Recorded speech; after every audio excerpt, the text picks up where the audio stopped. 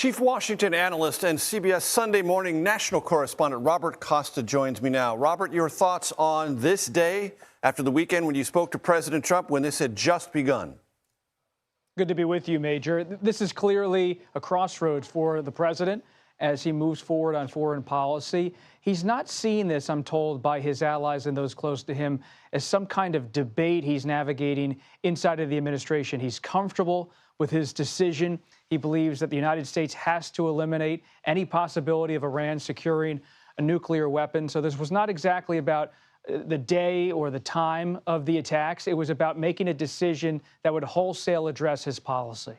Do you think any of this, Robert, based on your reporting, was precipitated by the sense the president has that not only was compared to, let's say, his first term, Iran is weaker, its proxies are weaker, so it was more easy to go after, point one, but also point two, this is a midterm campaign year, and if he loses control of Congress, things become more difficult. He's more hamstrung with a Democratic majority possibly in the House, not probably, but long shot in the Senate, that now was a better time than any of the others to do this. Major, on your latter point, I have not heard anything about a midterm calculation in terms of this attack at all. On your former point, there is a belief inside of the administration that Iran was somewhat weak. In fact, the president told me on Saturday that he was somewhat surprised at the extent of the retaliatory response from Iran. They expected a little bit more, and so far, yes, it's been aggressive on numerous fronts, but it's not exactly, in terms of the scope of it, what the United States expected. So there was a chance here, in his view, to try to achieve his aims. Robert, there also seems to be some, if not debate within the administration, at least some rhetoric that is hard to align. Vice President Vance said no way would we be involved in a long-running war there in Iran. There have been references to boots on the ground. The president has made a reference. He's open to that. He doesn't get the yips from that. And yet others have said, no, it's not about that at all. It's about a very specific set of military objectives.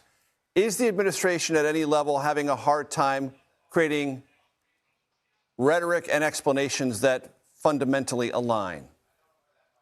Not in my view, based on my reporting, Major. What I see is a president who, when I asked him over the weekend, do you define this as a war? He said, I don't want to answer that question. I don't need to answer that question. And that's revealing to a point, because it shows you a president who's looking at this as a response to what he perceives as a threat from Iran, not as some sort of ideological mission or a war he wants to see the United States become entrenched to in the region. And this is a president who's building a policy of eradicating nuclear threats and also sending a signal that he does not like what he often says behind the scenes to people who he works with: don't play games with me. He thought the Iranians were playing games in terms of the negotiations, so he took this aggressive action. Now, it could have fallout. We've seen presidents before deal with Iran and other issues where they believe they can have a certain objective in the Middle East, and whether it's President Carter with Iran or President George W. Bush with Iraq and Afghanistan, things have a way of turning corners and having twists. But for the moment, this is not being conceived as something that's long-running. Rather, it's a way to get Iran to a position where it does not have the capability to have a nuclear weapon or develop a nuclear weapon, and it has the ability to come back to the negotiating table and set up a government that's more favorable for the United States security in the view of the Trump administration. Robert Costa, always a pleasure. Thank you, sir.